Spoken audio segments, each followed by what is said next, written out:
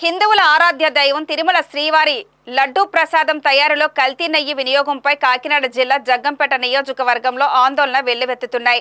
ఇంతటి దారుణానికి పాల్పడిన వారిపై కఠిన చర్యలు తీసుకోవాలని పండిత పామరులు డిమాండ్ చేస్తున్నారు.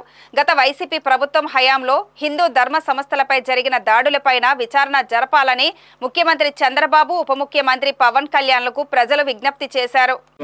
తిరుపతి వెంకన్న స్వామి లడ్డూలో కలిపినటువంటి ఏదైతే పంది కొవ్వు అలాగే ఫిష్ సంబంధించిన ఆయిల్ ఇలాగా ఎన్నో రకాల హిందువులు కళ్ళకు ముక్కుకొని అందరికీ ప్రసాదం పంచిపెట్టేటువంటి తిరుపతి లడ్డూలో ఈరోజు దరిద్రాలు అన్నీ కలిపి హిందువుల మనోభావాలను దెబ్బతీశారు. కాబట్టి దీని మీద వెంటనే తక్షణమే సిట్ ఎలాగా పర్యవేక్షణలో జరుగుతుంది, అలా సిబిఐ ఎంక్వైరీ కూడా వేసి ఇందులో ఎంత పెద్దవారు ఉన్నా సరే హిందువుల జోలికి వచ్చినటువంటి వారికి కఠిన శిక్షలు వేయకపోతే రాబోయే కాలంలో ప్రతి ఒక్కరికి కూడా హిందువులు లోపైపోతారు. కాబట్టి హిందువులందరూ కూడా బయటకు వచ్చి రోడ్ల మీదకి హిందువులందరూ వచ్చి మన యొక్క మనోభావాల్ని ఎవరైతే దెబ్బతీశారో వాళ్ళందరినీ కూడా జైలుకి పంపించి తగిన గుణపాఠం చెప్పాలని ఈ విధంగా తెలియజేసుకుంటున్నాను.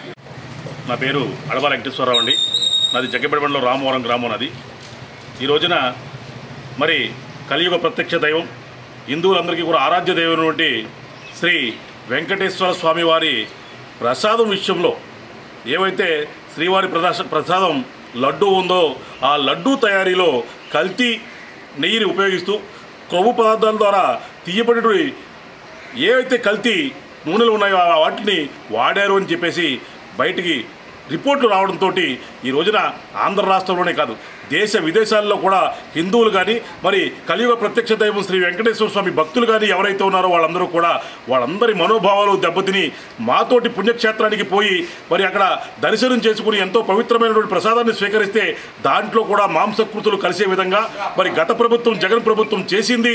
ఇలాంటి దుర్మార్గ ప్రభుత్వంలో ఇంకా ఎంటంటి అరాచకాలు చేశారు అనుకుంటే అలాగే కలియుగ ప్రత్యక్ష దైవం వెంకటేశ్వర స్వామిని కూడా మరి అపవిత్రం చేశారు అని చెప్పేసి మరి అనేక మంది హిందువులు మరి బాధపడడం ద్వారా మనం సోషల్ మీడియాలో కానీ టీవీ ఛానల్లో కానీ అనేకం చూస్తూ ఉన్నాం.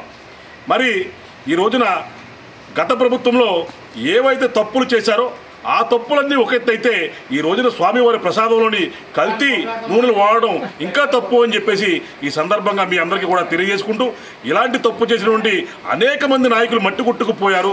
రాబోయే రోజుల్లో దీనికి 100 రెట్లు ప్రతిఫలం ఆ చేసినటువంటి నాయకులందరూ కూడా అనుభవిస్తారు అని చెప్పే సందర్భంగా మీ అందరికీ కూడా తెలియజేయడం జరుగుతుంది.